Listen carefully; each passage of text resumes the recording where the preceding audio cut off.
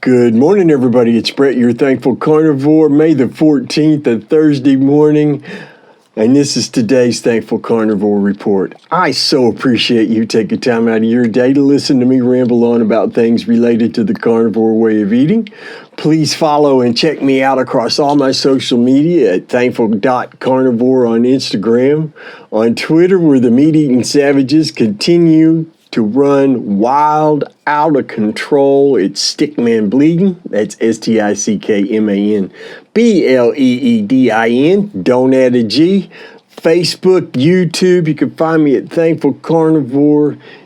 Please remember, you can get a 30-minute carnivore coaching session from meatrx.com for under $20.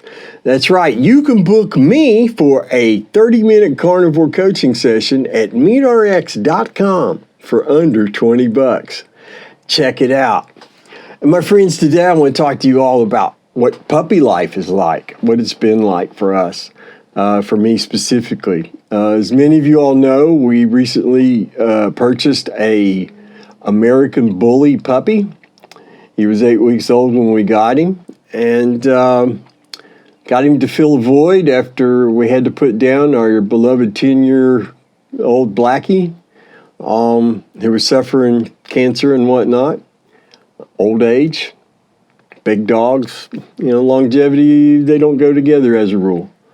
But our puppy's name is Lord Baron of Eve. We call him Baron.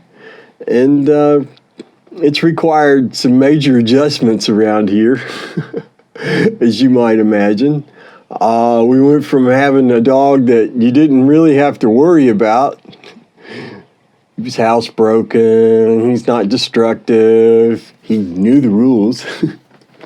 And to basically a puppy who has no control of anything, whose mind flits from 1 second to the next, from 1 millisecond to the next with whatever catches its attention. And it requires some major adjustments. The first major adjustment is recognizing that you can't leave the puppy unattended outside of his cage. Now, I'm calling the cage a cage. It's not a crate. I've worked with crates. I've seen crates. Crates and cages don't resemble anything like each other. What we purchased is a cage. It's a dog cage. If that triggers you, well, that says more about you than it does anything else. Anyway, and first thing we had to do was train him to the cage. Train him to the cage and start teaching him his name. And he's taken to the cage pretty well. Now, he does at times want to whine, and it's usually hilarious because it sounds like he's making a speech with his whiny noises. And but he's settled down and adapted to it, and he's asleep right now. When he's sleeping is when I'm making these recordings. Because otherwise he would be all over me. That or I would be too distracted keeping an eye on him to focus on making the video. So we make him when he's asleep. And it's been interesting in the past when of course, this is the first animal I've had as a sane person that I've raised as a puppy, as a sane person. So my approach is a whole lot different. Before, I was not very kind or understanding, let's say. I was very much negative stimuli, verbal rewards, tactile rewards, rubbing the head, good job kind of stuff. And of course, my good job didn't really sound all that positive during those years. So it's a wonder Blackie looked at me on occasion like, what the hell did you just say? So this is really exciting for me. And I'm finding that a lot of things that if this had been 15 years ago, I wouldn't have put up with for love nor money. For instance, this little spot right here on my nose, Baron did that. He jumped up in my face and snagged me with one of his razor sharp teeth. And let me tell you, that puppy's got some sharp little teeth. He's also got sharp little talons on the end of his huge paws. But I tolerate a lot of things from him that I just wouldn't have tolerated before. And I think part of that is because I'm a more calm, responsive person. I'm not an instantaneous reactor. I'm not an emotional reactor anymore. Now, when he does something, believe me, he was chastised for that. He got a swat on the nose and a serious no. And he's been very responsive to verbal negative stimuli. And he's showing a lot of intelligence. I mean, you're talking about a puppy who's not even 12 weeks old yet, and he's responding to verbal cues very well, I think. Walking him on the leash has become a bit of a challenge because he decided to exert his ability to be stubborn.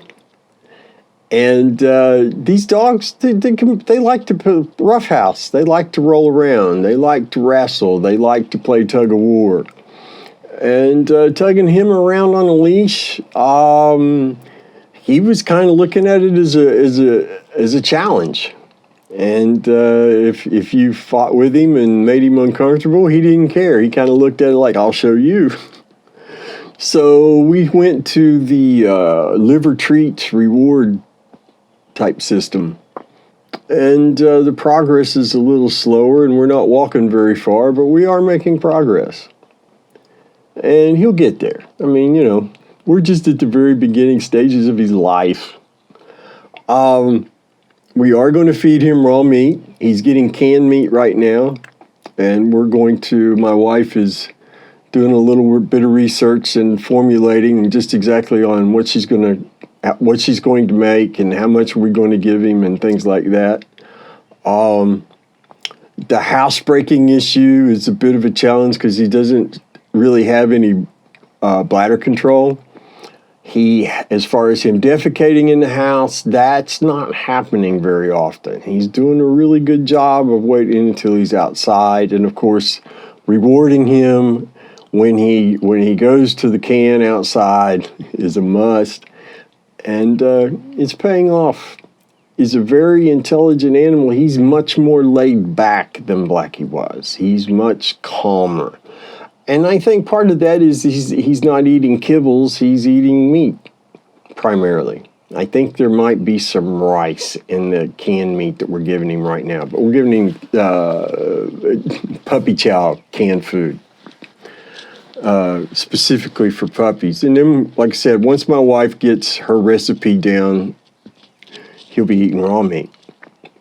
But he's a very calm, laid-back puppy. And for all this rambling, I want to get to why this matters.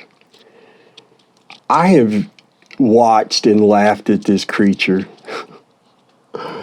for hours. He has been so much fun. He has brought so much joy into our house after a month of death and uncomfortable grieving and he's been a positive, and he's going to always be a positive. He's going to be a very good dog. And I'm looking forward to the experience of enjoying a good animal minus the crazy. And I feel really blessed and excited. But it's important to know, puppies, they're not people, they're animals, and they require training, they require consistency, they require discipline, appropriate to their ability to understand and comprehend, which is not much. But these are very trainable dogs. These dogs this breed loves to please their owners. So I'm very, very, very excited about the future. And it's a breed I encourage you all to research and check out. They're very, very kind animals. They look fierce, but they only act fierce if you train them to be fierce. And that's not what's happening here. My friends, Puppies are cool.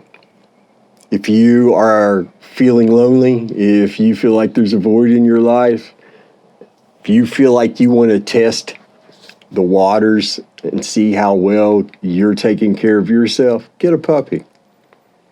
If you're taking great care of yourself, odds are high you're going to be taking great care of that puppy. That's my belief. That's my experience. Do the things you need to do to take care of you. Eat your meat, drink your water. Pet a puppy. Pet a kitten. Enjoy your life, my friends. Be inflammation free. And always remember, you've got something to be thankful for.